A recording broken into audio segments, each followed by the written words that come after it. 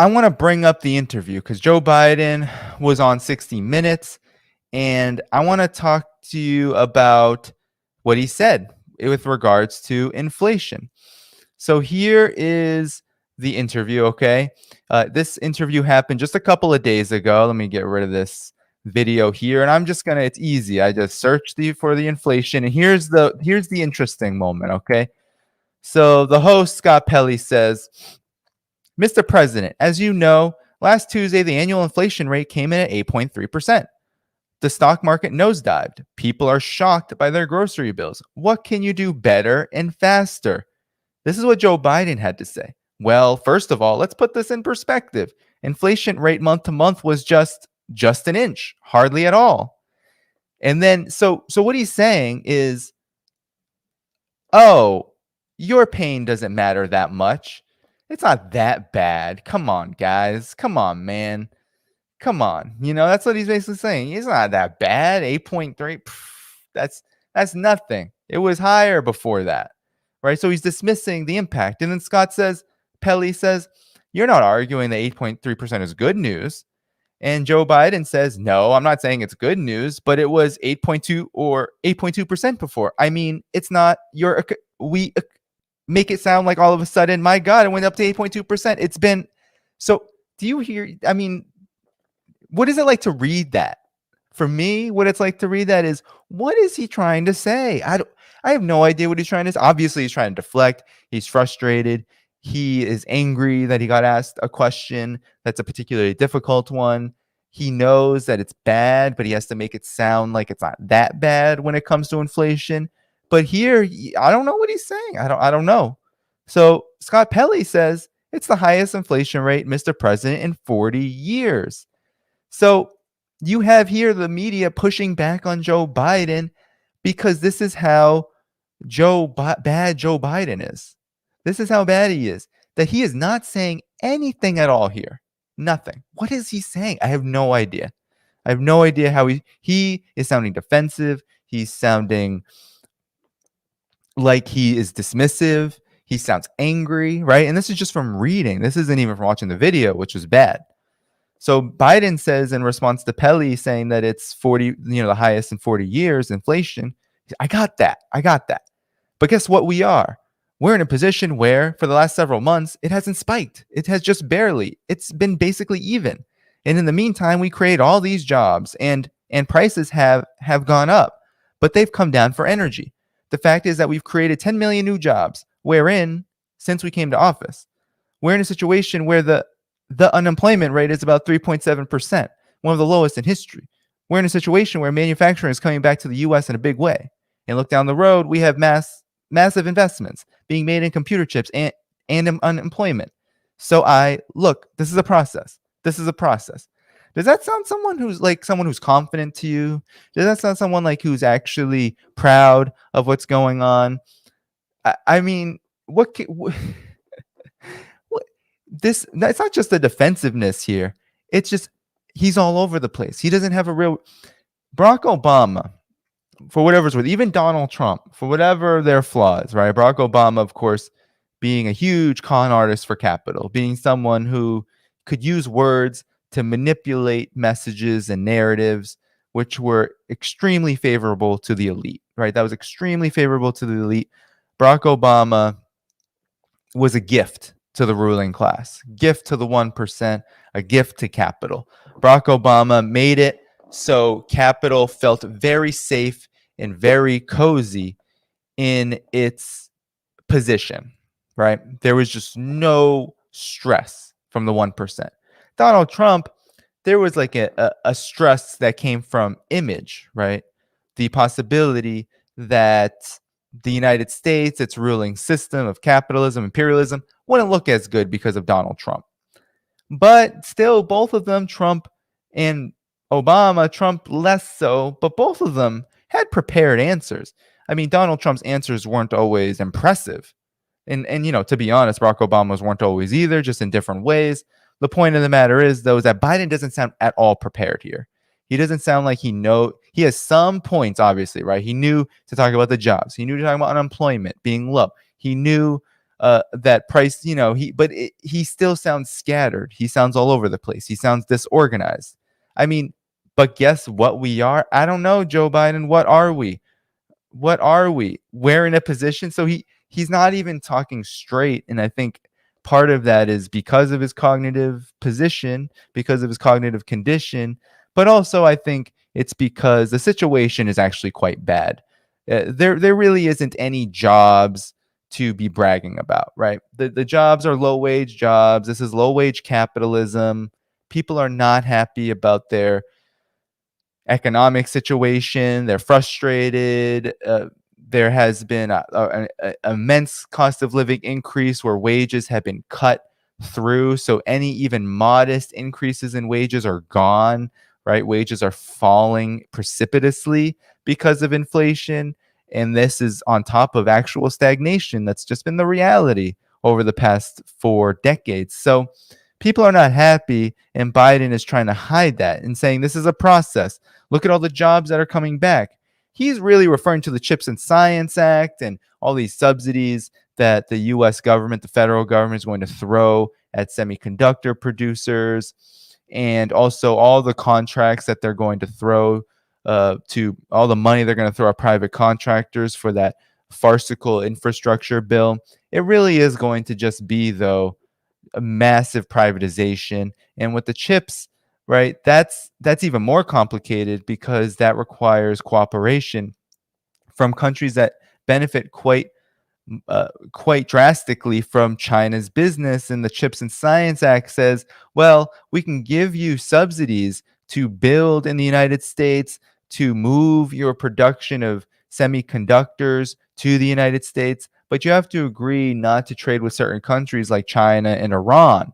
And when it comes to South Korea and Japan and countries like that, Taiwan too, which has a huge trade surplus with China, Taiwan being part of China, but having a relatively sovereign economy, a kind of a one country, two systems model, it doesn't make much sense for any of those entities from the countries of Korea, South Korea, and Japan or Taiwan to come into business with the United States, where even the CSIS, right, that think tank that's funded by the State Department and all sorts of reactionary governments, that think tank says that it will take $1 trillion to build a home, domestic, U.S. based semiconductor industry. So Joe Biden here is lying through his teeth. He is embarrassing himself, right? He's embarrassing himself in front of 60 Minutes when it comes to inflation. It's an embarrassment. And Joe Biden sounds like an embarrassment. Joe Biden is literally saying, one, that he dismisses how bad it is, that he is minimizing how bad it is for working class people right now, for poor people, for damn near everybody who doesn't find themselves in the top 1% of wealth owners and income earners. Everyone else is struggling more than they have before, and Joe Biden is dismissing that. And then he's trying to say that things are actually quite good.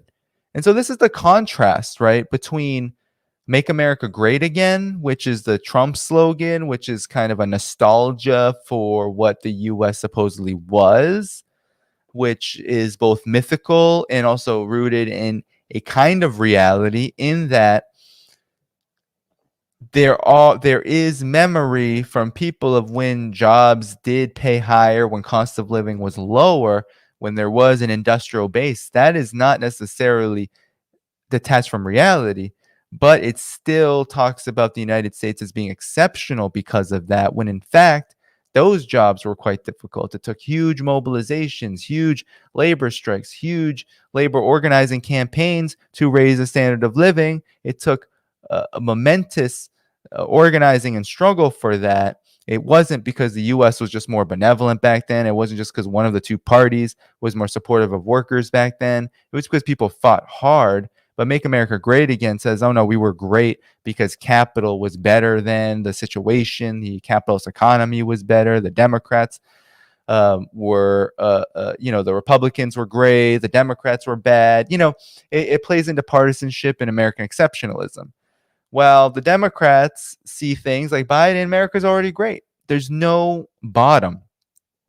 That's one of the deficiencies that the Democrats have right now, is because they can't promise anything, because contrary to what MAGA communists say that, oh, everyone is just a woke leftist and, whatever, write them off, write everyone off. The problem is the Democratic Party base actually has a huge section of working class and oppressed people who vote every 4 years, and the Democrats cannot make promises to them. That's the can of worms. The Republicans can make false promises to their base because their base is mainly white, mainly upper bourgeois, middle class, mainly, not all entirely. Of course, there are working class Republican voters, especially swing voters. Those exist. But the Republicans operate on actual electoral minorities. They don't operate on any kind of majority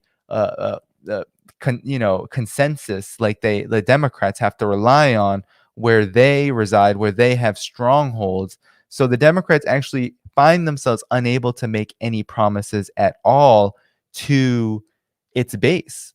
And instead, what the Democratic Party has opted for, and this has been especially true since the Obama era, it has opted for American exceptionalism on steroids, which says America is already great. It's great even when inflation is terrible, even when there's an economic crisis, even when there's a pandemic, when there's endless wars, when there's austerity. It's great. It doesn't matter.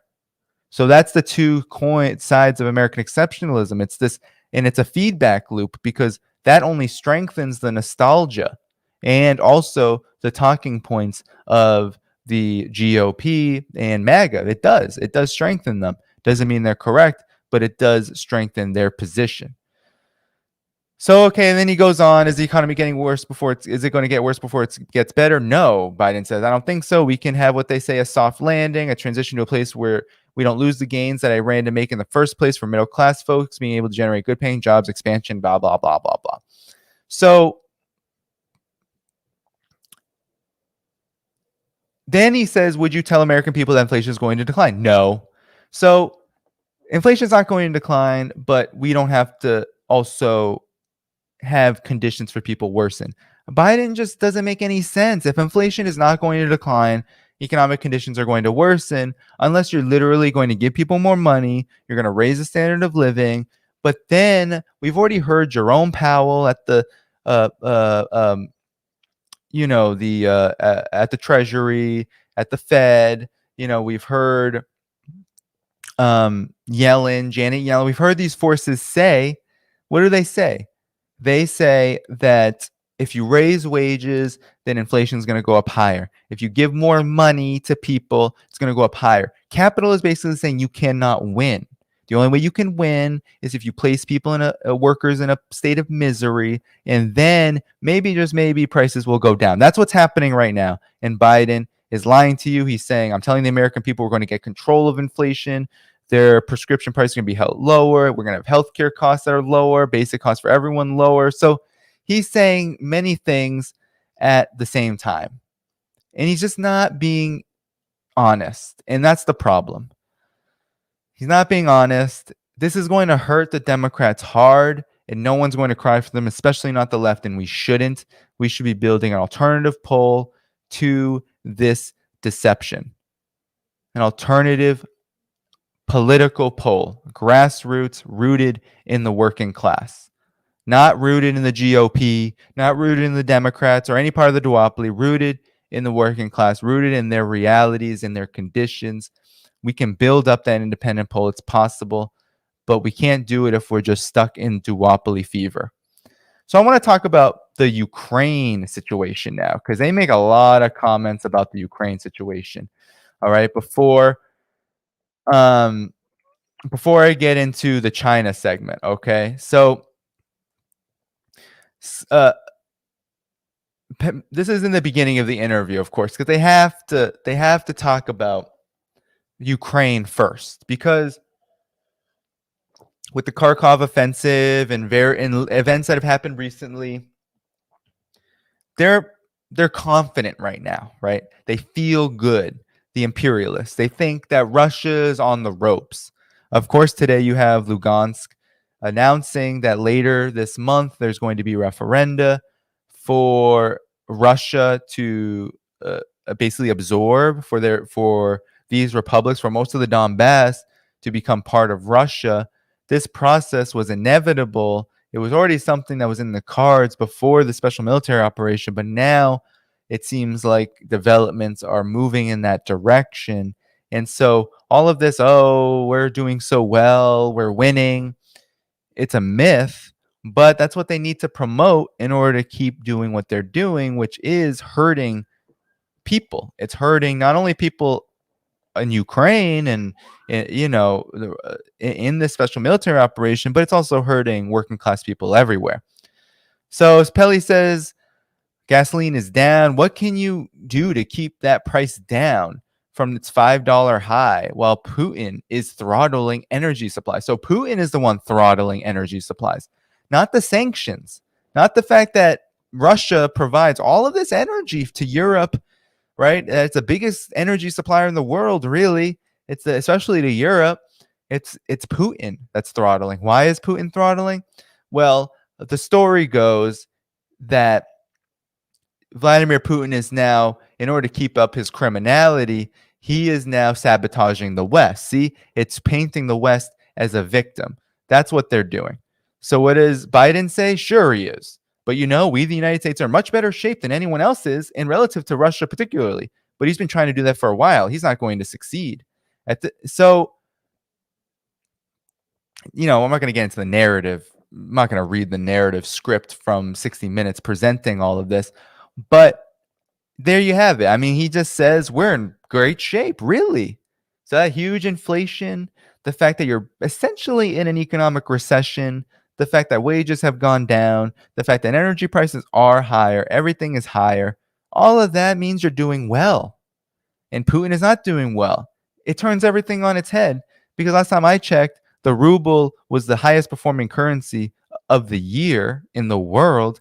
And Russia's economy has been able to stabilize itself by taking controlled measures, both domestically and internationally, to make up for the losses. And now that doesn't mean that Russia's economy hasn't been hit hard, but it does mean that Russia is not doing as bad as the United States had hoped they would. That is for sure. So one of the things that happens in negotiations, okay, so here we go. This is about the transportation strike. So I'm going to keep going. They do more about Ukraine. So Scott Pelley says, Putin is going to try to break your will and use energy prices to do it. Oh, I already read that. Okay. So Ukraine was also improving last week, blah, blah, blah. Is Ukraine winning the war? So this is great.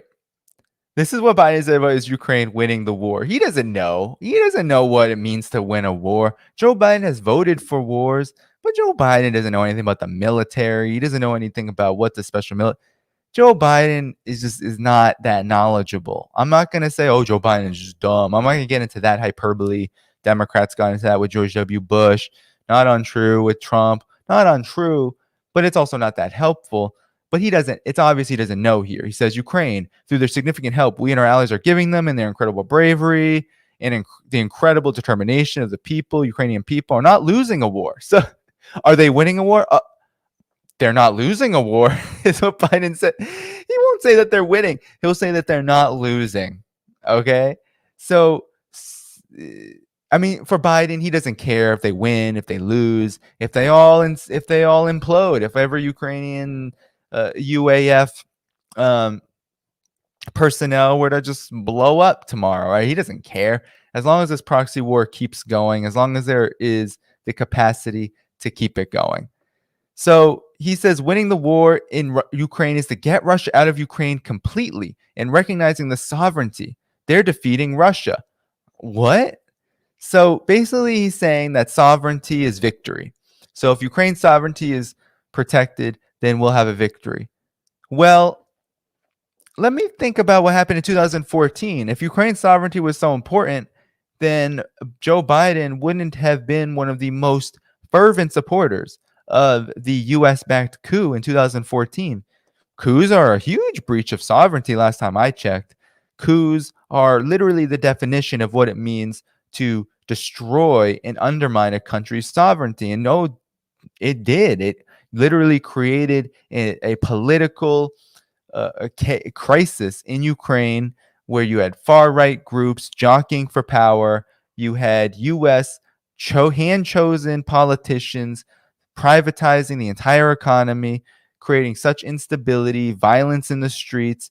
And then you had Minsk, then you had the violence in East Ukraine become so horrific. Thousands of people dying. You had these two Minsk Accords that were violated over and over and over again by the US-backed regime. And here we are today. That's how we got here.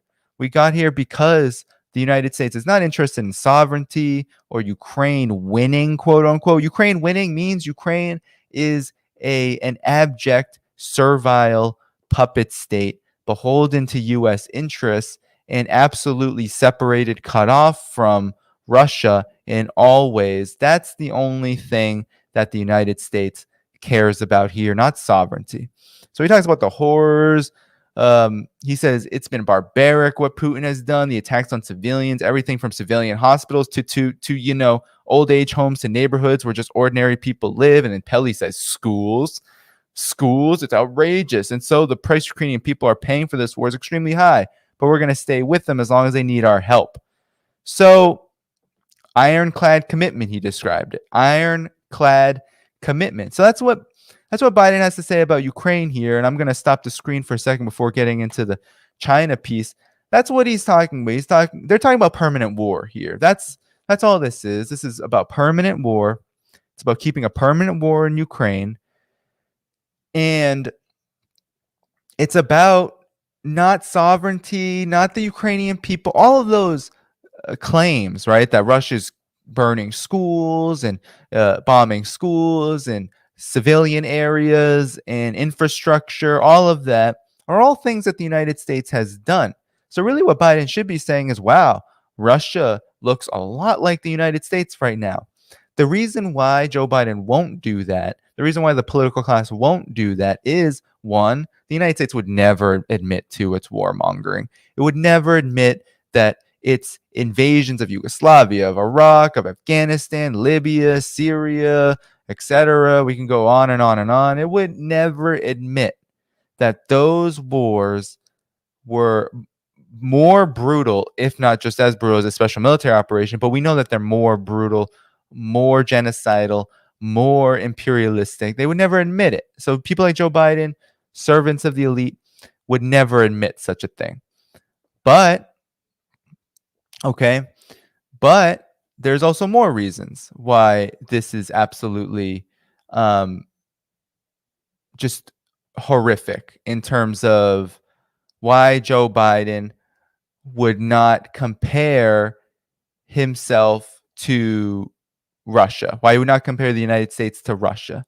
And that's because the United States would then have to come up with credible evidence, because we know now that there's credible evidence of war crimes in Iraq, in Syria, in so many countries that the United States has intervened in militarily. There's credible evidence of that.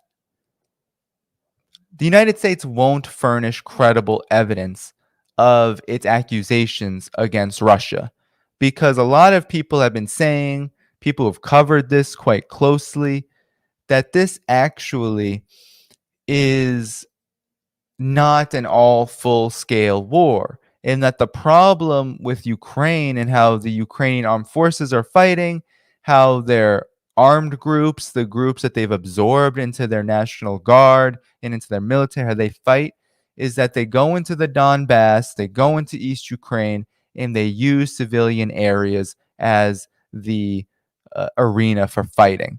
And so that creates a whole lot of problems. And my screen was frozen, everyone, so sorry about that. So that's the issue. I mean, it's kind of like the reality. It's what would really happens, right? Israel always says about Palestine, oh, they use civilians. Hamas uses civilians as human shields. That's why civilians die in Israeli military operations. Ukraine is actually using its own terrain, or you could say, because the people of the Donbass, many of these republics consider themselves sovereign now and independent, They're using the terrain, the civilian terrain of these republics, of this region, as the terrain of war.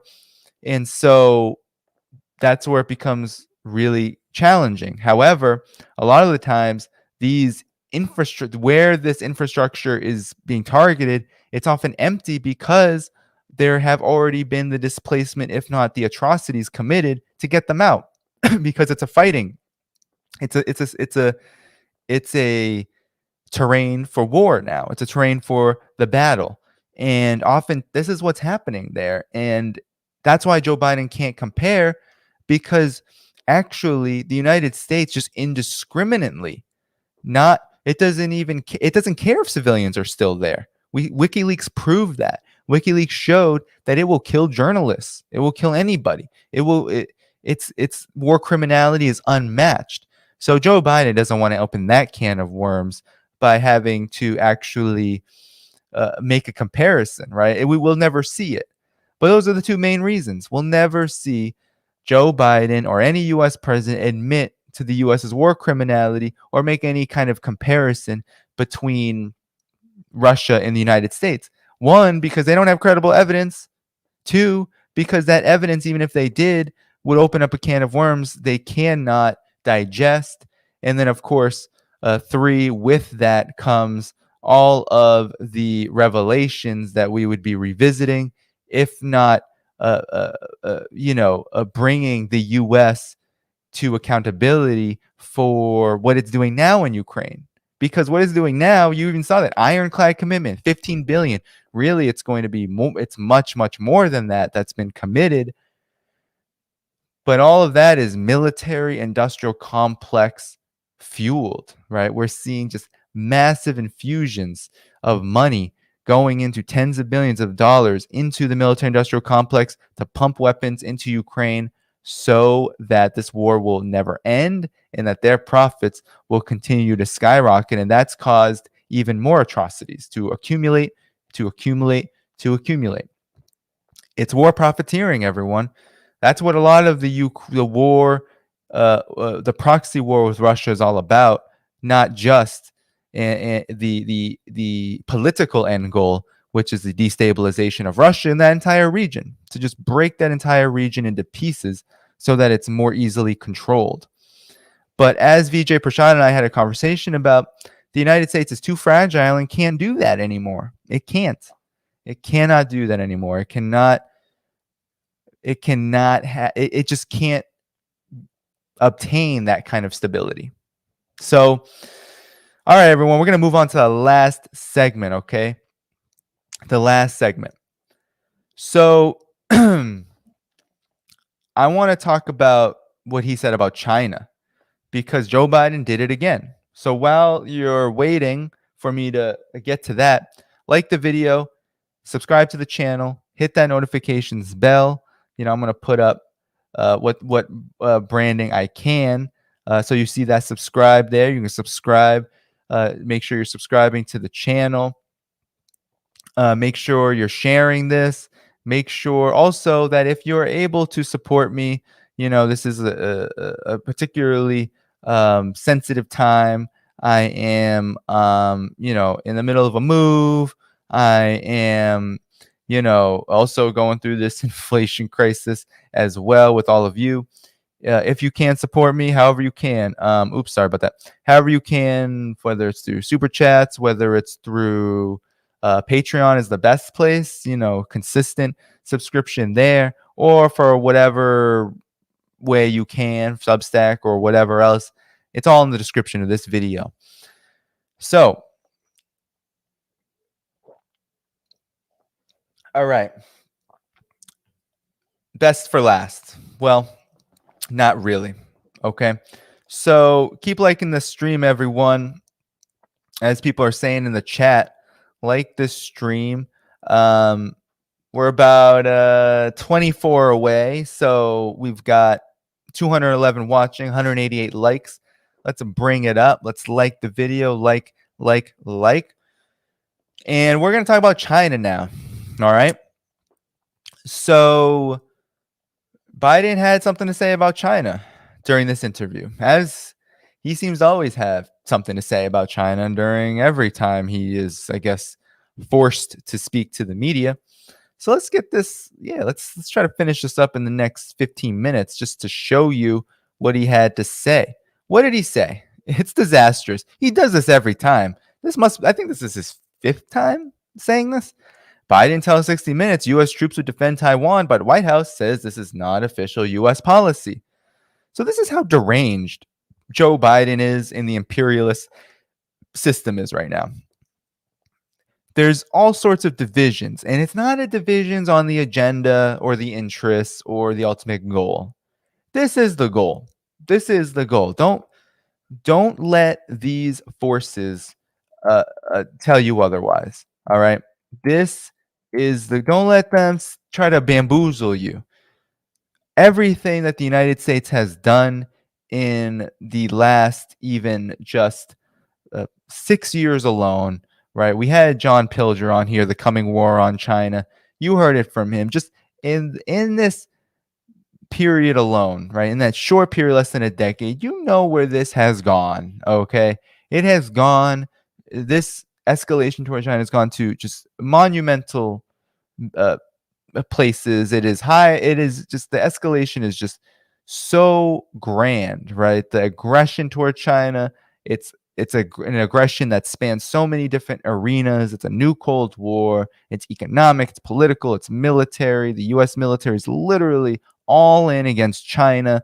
So much militarization of the Asia Pacific that it will make your head spin with the military bases in the hundreds of personnel in the hundreds of thousands, 60% of the Navy, 50% of the military.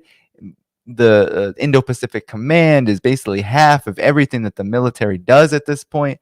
We're talking about full spectrum dominance, and China is the number one target of that. The Russia-Ukraine special military operation, I mean, that has definitely brought the militarization and the escalations and encirclement of Russia to a particular climax point. But with China, it's been this constant, consistent aggression that has not reached that point yet, because the United States has really one flashpoint. As of course, it's militarizing the whole region, but only one flashpoint that it can't seem to get right when it comes to Taiwan. It has not succeeded here, but this is what this is about. It's about Taiwan, because the United States sees an opportunity here to try to facilitate its policy of balkanization and division against China, similar to what it's doing toward Russia, but it's not going to work. And the reason why it's not going to work is because of this kind of division, this public division. There is a face that must be saved here because of the consequences that a war on China would bring to the United States. So it can't all be that the United States can do what it's doing to Russia right now. That's just impossible with China. It can't even attempt that. And because it attempted it against Russia and has largely failed to do so against China, which the Biden administration was mulling and ended up settling for a lesser version of economic sanctions on China, it would be, I mean, I said it on this show, it would be such a disaster. We can't even fathom how much of a disaster it would be. So on Thursday, this interview happened on Thursday with 60 Minutes, as I said. So this was about 4 days ago. Putin, no. This was, so this is Pelly, I think. No, this is, sorry, I'm getting confused. So in the article, it's just opening up with the Shanghai Cooperation Organization meeting, because Putin met with Xi Jinping. And so Scott Pelley asked Biden about this, about Taiwan, right? He said, concern about Russia's war. This is what they always say.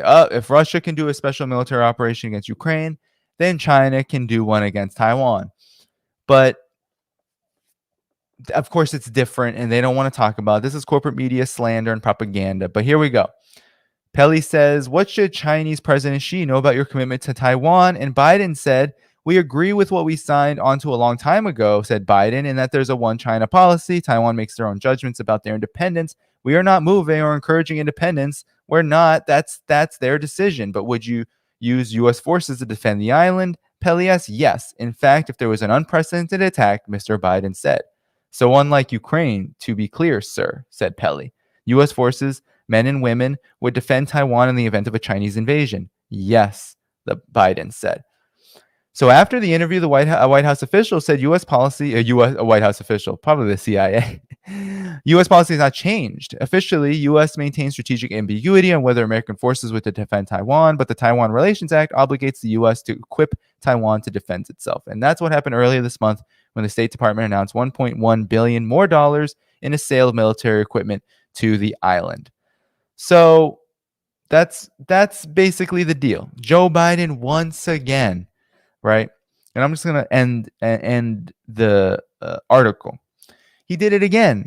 This has happened 4 or 5 times now since he has been president of the United States. It's only been 2 years, less than 2 years. We have Joe Biden saying a handful of times that the United States would be willing to go to war under the right circumstances. Those circumstances being this Chinese invasion of Taiwan, its own sovereign territory, one that the United States recognizes. There's the strategic ambiguity is really a strategic hypocrisy because the Taiwan Relations Act is a hypocritical policy. It's a policy that says, okay, the one China policy through the strategic joint communiques, through the UN resolution 2758, sure, those exist, but they are not necessarily things that we need to they're not necessarily things that we need to abide by in full. We can, without directly waging war against China on behalf of Taiwan, we can militarize Taiwan, and that is not deemed to be a violation of the one China policy. It's a completely hypocritical, absolutely ridiculous assertion. The foreign ministry in China, Wang Yi, it's in its entirety, rejects this premise because the joint communique, the third that was signed in the 80s, literally says that these arms sales are supposed to go down. They're supposed to eventually hit zero. They're not supposed to go on forever. But here we are. Strategic ambiguity means that the United States can militarize Taiwan, can interfere in its political affairs, can try to organize Taiwan against China, foment and support separatism and so-called independent sentiment. And somehow that's not a violation of the one China policy. And then you can have the president over and over and over and over again said, well, in the right circumstances, we would invade Taiwan in order to fight China. So, I mean, this is how absolutely belligerent, suicidal, how callous and just absolutely filled with hubris and parasitic. And we can go on and on about the qualities of the American empire. But this is all to say that the American empire is really thirsty for a war with China. And they are literally telling us that there are circumstances where one could come about. And so some people might say, well, that's not a terrible thing. Of course, the U.S. should go to war if it's a just war. When has there ever been a just U.S. war? Never. There's never been a just U.S. war. The United States does not wage wars for justice or humanitarianism or human rights or whatever. The U.S. wages wars for capital. It wages wars for domination. It wages wars for hegemony. It wages wars for itself, for its own interests, for the interests of those that it serves, which is the capitalist class. And so there's never been a just U.S. war in its entire history. Never. Not World War II either, because the United States leveraged that for its own profiteering and its own interests for world domination and global leadership. It wasn't about democracy, quote unquote, in World War II either. It's a myth of it's a good war myth. It's always been a myth.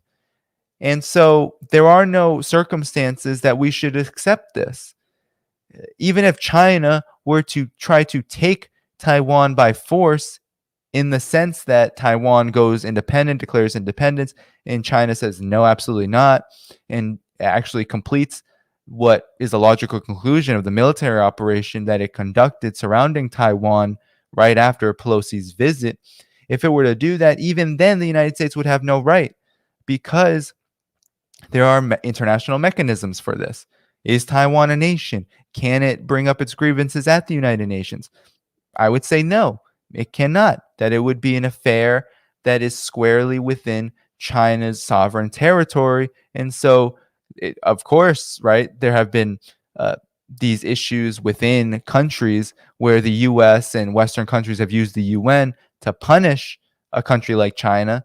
That may happen, but there are still avenues and channels the United States and really the rest of the world, including the imperialists, are supposed to go through before they wage a war of aggression. It's not just about the circumstances in their own judgment.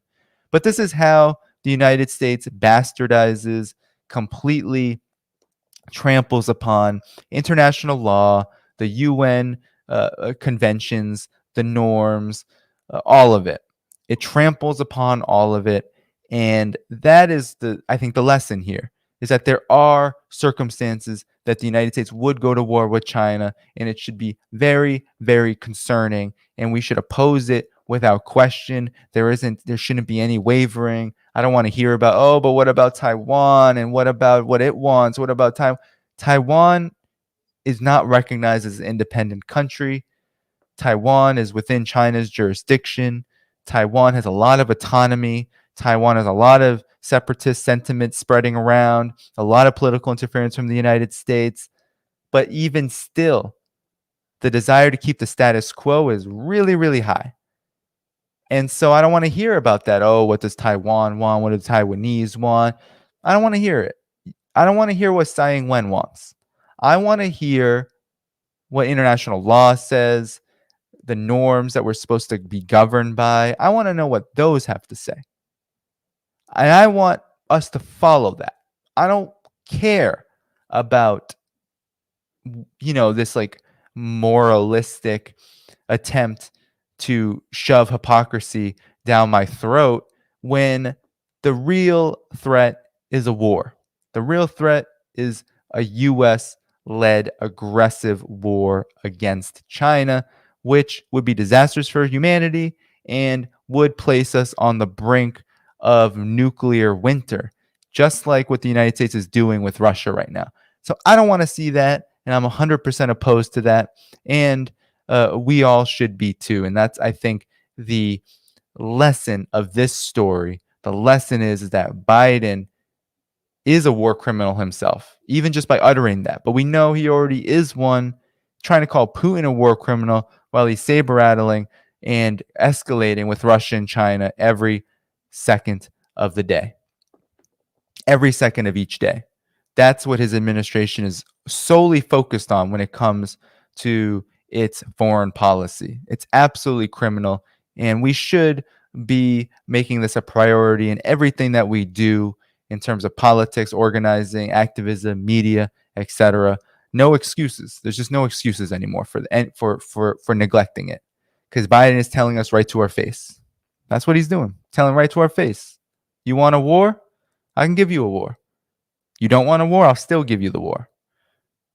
And the U.S. will determine the terms of what that war will be, why we're waging it, right? This is your so-called democracy.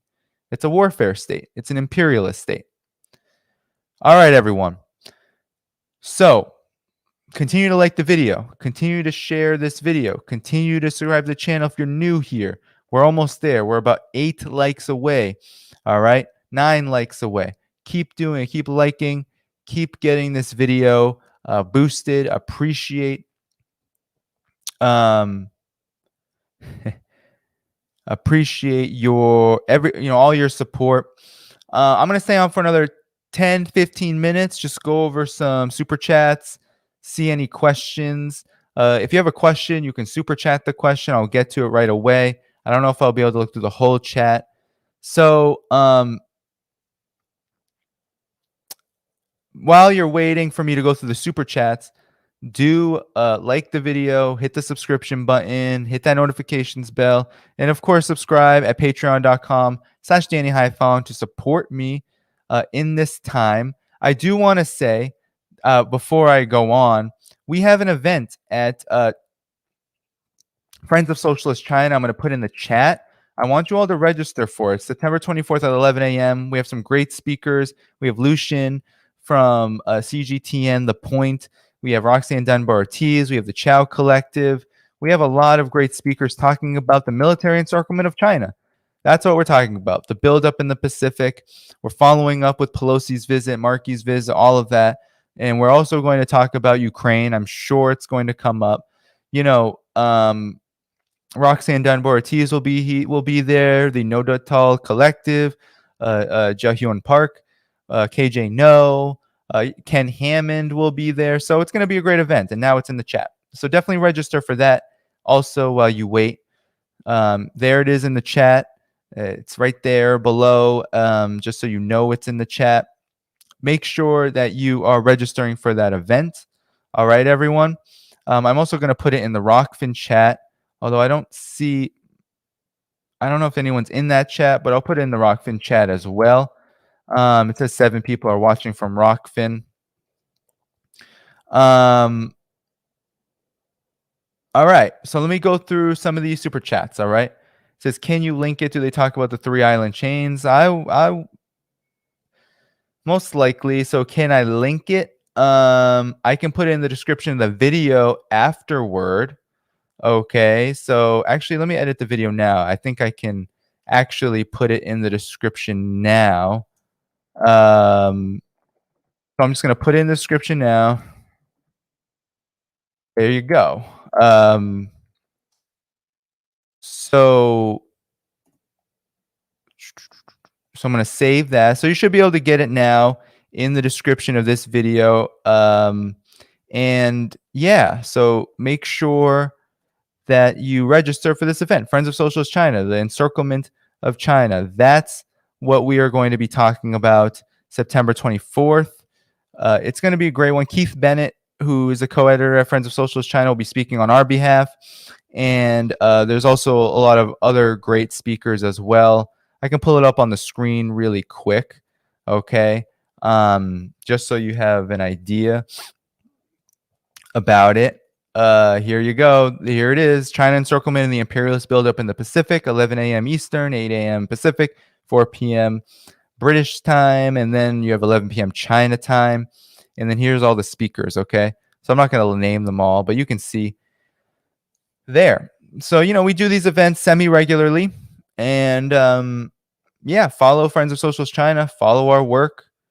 And it will be a fun one. All right? That's happening next Saturday in about 4 days. So make sure you're coming through.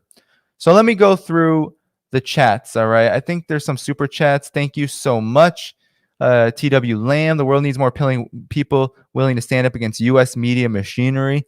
Indeed. That's why I do the work that I do, because there needs to be material out there, even if the algorithm is unfriendly, even if it's not lucrative work, right? It's especially not lucrative work if you stand by your principles and you don't just go along with whatever is a trend. Because oftentimes what happens with bourgeois trends, with ruling class centered trends, right? They often do signal defeat. They often do make us change our positions in our politics in ways that are actually quite counterproductive for us. And that's just not me. We can't change our positions. We can only change our positions when they more accurately reflect the status, the conditions, and the reality before us. For working people and oppressed people, that's the only time we should change our position. It shouldn't be to gain more popularity for popularity's sake, because oftentimes that means big sacrifices. It does. It means big sacrifices in politics. Huge. So Knight Gaunce says, what's up with all the Chinese real estate crash I keep hearing about from sus Reddit posters? So I've seen this, right? It's all the time. Evergrande, right? Evergrande was the huge thing. China took care of that. China buckled down on Evergrande, was able to pressure those investors, pressure Evergrande to do what was necessary. Of course, it's still an unstable real estate market. It still is a challenge with corporations like Evergrande to get them to abide by the slogan, houses are for living, not speculation. But needless to say, China's economy continues to restabilize. You even saw those videos of, oh, there are tanks in the streets because people can't take out cash from banks and all this stuff. It turned out to be all lies, that it was actually a military, uh, uh, a PLA kind of demonstration, and the public was just watching it, and that there was no banking crisis in China. But there's always just new fake stories. And I think that what's so interesting is that there's this like Gordon Chang addiction among certain segments of the anti-China crowd, whether it's in the mainstream or whether it's on places like Reddit, and they just constantly, they don't care about how disappointed they get. They don't care because the truth doesn't matter to them. So thank you so much for those super chats. I appreciate that. So let's see. Anything else? Anything else? Let's see. Anyone else here? Anyone else here? So James says opinions on anti-war protesters at the beginning of all this months ago. So I think it was a contradictory thing. I think a lot of those anti-war protesters were being led by so-called quote-unquote democratic separatist forces, anti-government forces, which tend to be in the Navalny camp. And I don't know how legitimate they were, because Putin's popularity has only gone up among the Russian public. And then you also have the inconvenient fact that the biggest left force in Russia is the Communist Party of the Russian Federation.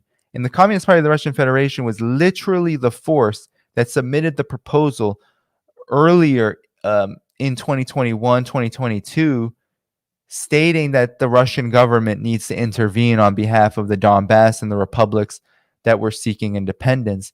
So, and they were also some of the biggest supporters of the Crimea referendum in 2015, 14, 15. So the biggest left force, the biggest anti-war force in Russia supported this operation, and Putin's popularity went up.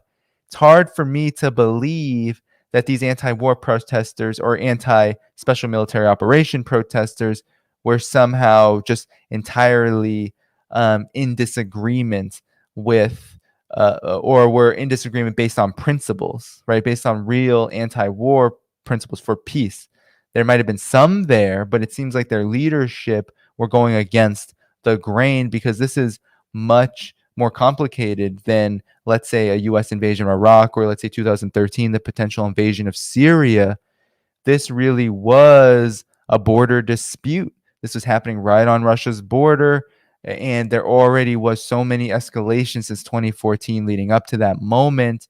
So having the Communist Party of the Russian Federation in full support of this has always been my indication that it's hard for me to believe that there's a huge anti-war left contingent in Russia against this special military operation.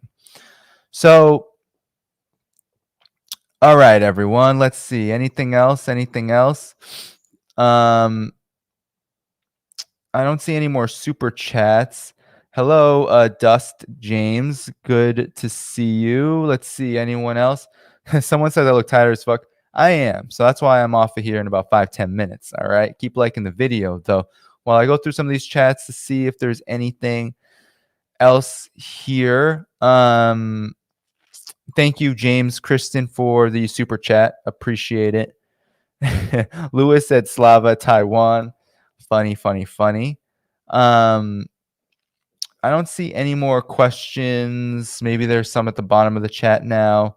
I'm getting deep into this. So follow me on Telegram. That's a good idea from Big Teal. So make sure you follow me on Telegram at the Dhaiphong Press, at Danny Dhaiphong. You can at me as well. There's the link, the Telegram link. All right. You definitely want to be following me there. Let's see if there's anything else going on here at the bottom. Any other questions? It doesn't look like it. So So we got some people disagreeing with me, which is fine. Um, all right, everyone. So there you go. There you go. It's a good stream today. Wait, I did not see this. Someone said, Danny, did you see Yeonmi Park say White Lives Matter? No. Can you send me the link to that? Wow, that's an incredible. No way. I don't believe that. Well, actually, I do believe that. What am I saying? Oh, look at that. Last week, Yeonmi Park on Twitter. Oh, that reminds me. I need to make a clip of that from the No Doubt Tall interview. Wow. So I'm going to share this. I just looked it up. So this is the defector, Yeonmi Park, saying White Lives Matter. And what's the context for this? The fitting truth is that you will never see videos like this in reverse. Very rarely, if ever, groups of white kids mercilessly brutalizing black kids. Almost always the other way around. We all know, but we're supposed to acknowledge it. Okay. I don't understand what that's supposed to mean. So I guess Matt Walsh, who is this a far right contrarian, I guess he's saying, he's a grift. I think he's another kind of these like grift kind of folks trying to make a lot of money on the right wing wave, just like liberals make money off of their blue wave, trying to make it on the red wave.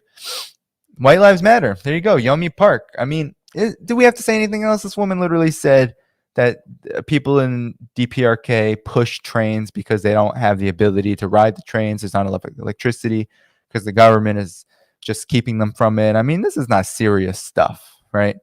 Yeonmi Park is not a serious person.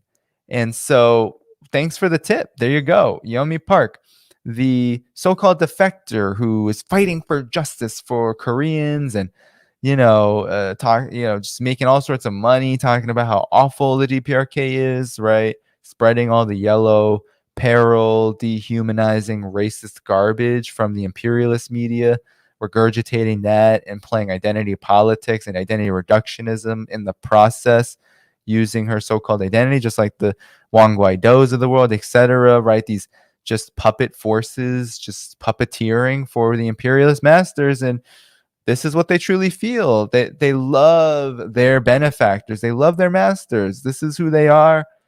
This is what it is. So thanks for that tip. Appreciate that. I mean, it's hilarious.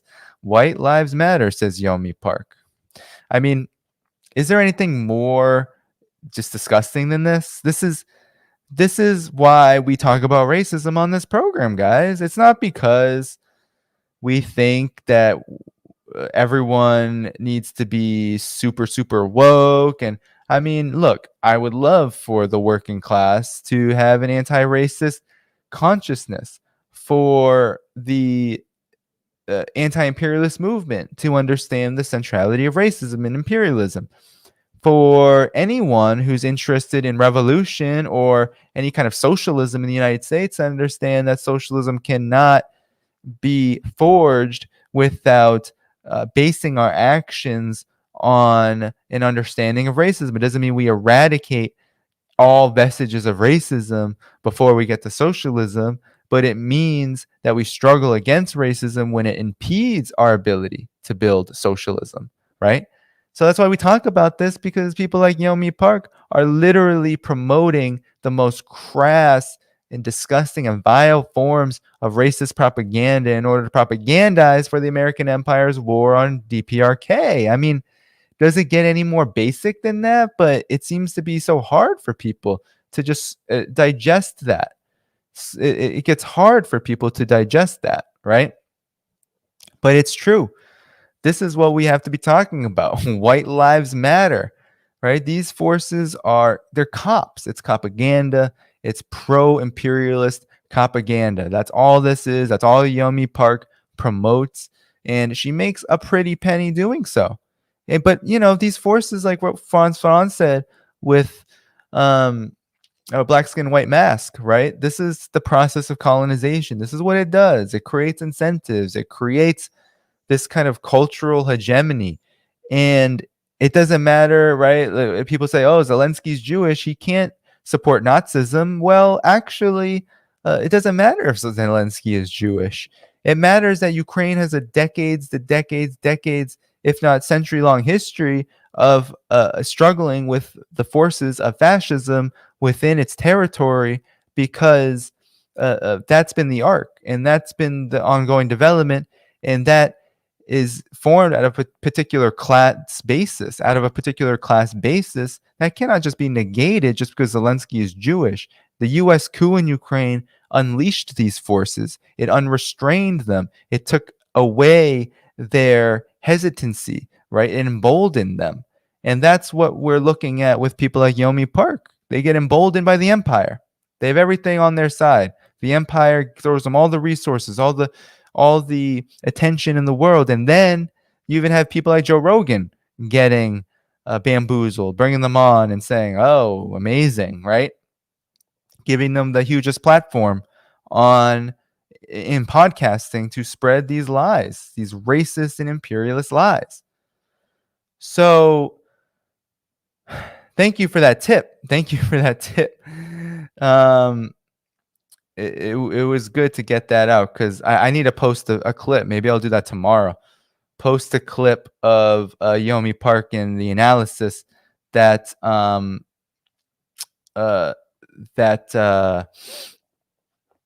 No.Tall provided on this. No.Doll provided on this program.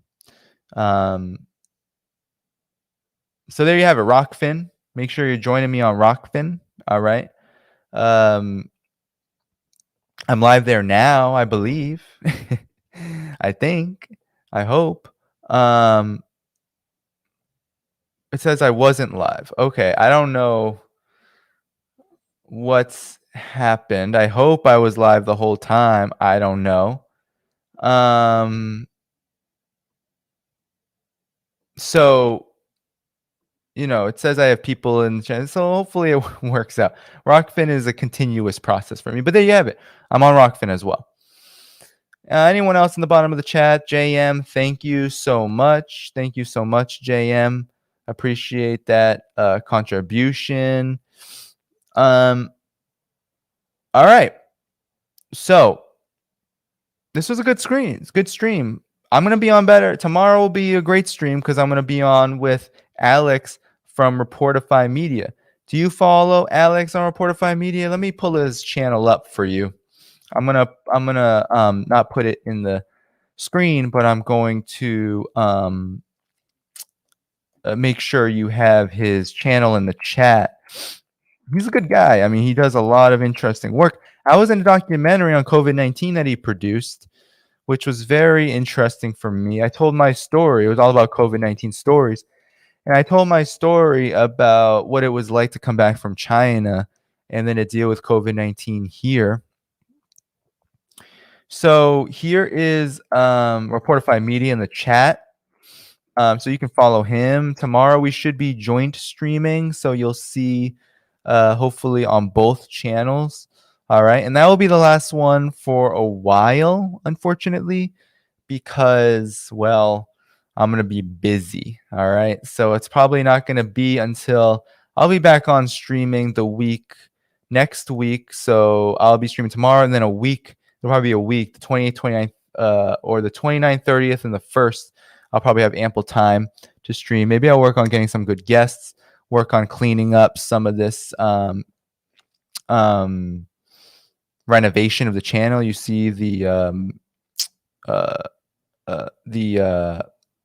right there in the corner, the logo. There's going to be more overlays, etc.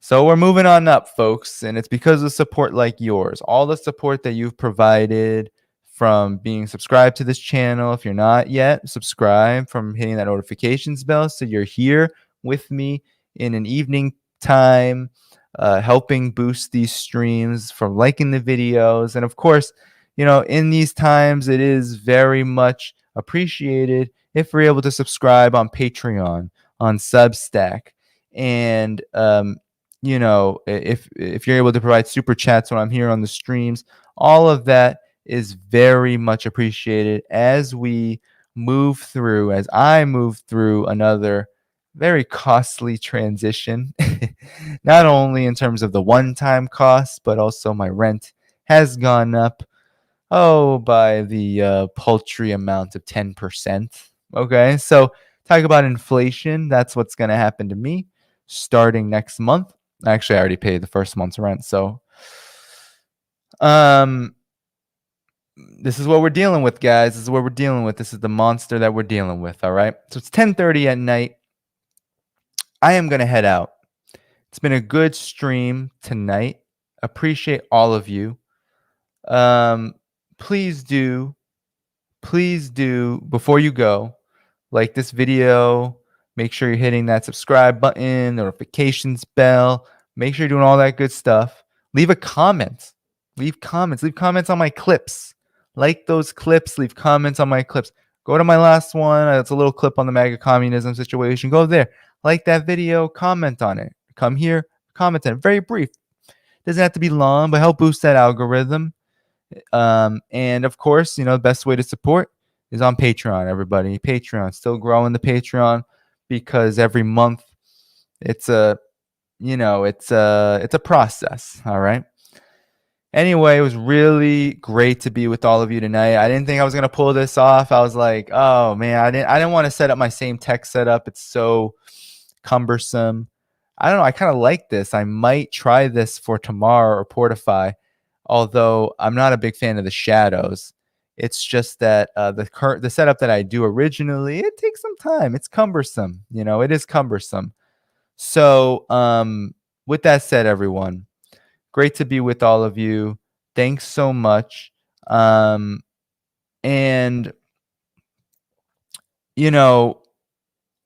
there's a lot of good stuff coming up on this channel from the guests. And also there's just a lot of good stuff coming up. I'm reading Capital. I'm going to start reading about, now I'm really interested in works. There's a few works that I think you all should put on your reading list. I'm just going to close out with this. All right. Close out with this. There's a lot of misconceptions about what socialism is. And so, did Karl Marx? Did they talk about Engels? Did they talk about Lenin? Did they talk about how socialism should look? Yes, they did. All right. So I want you to read Critique of the Gotha Program by Marx, Communist Manifesto, also in its chapter on proletariat and the bourgeoisie, also has a section on what the first phase of communism will look like. So does the Critique of the Gotha Program. So too does State and Revolution by Vladimir Lenin, which heavily cites Marx on that question. So read those. Just read those if you want to know more about what socialism was originally thought to look like. Because what I would say is that has been followed to a degree by revolutions, but also specific conditions for countries that have victoriously built socialism also implemented their own models and adjustments to the model. But generally, the way it looks was outlined by Marx, Engels, and Lenin. So I would just say, that's my last suggestion to all of you as I get out of here. Okay. And do I know exactly? Critique of the Gotha Program is short, so I don't know exactly off the top of my head. I would like to say the middle, but the middle of the work. But it's kind of broken up into these essays, so it's a little hard for me to. But what I'll say is it's a short work, so it's not going to take that long. All right, everybody. Good to be with you. I don't know if you can hear my dog drinking.